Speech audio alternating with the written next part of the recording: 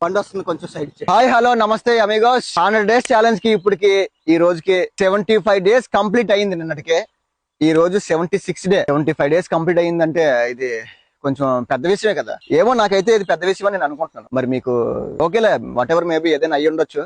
Okay, 75 days అయితే complete అయింది. ఈ రోజు 76 డే.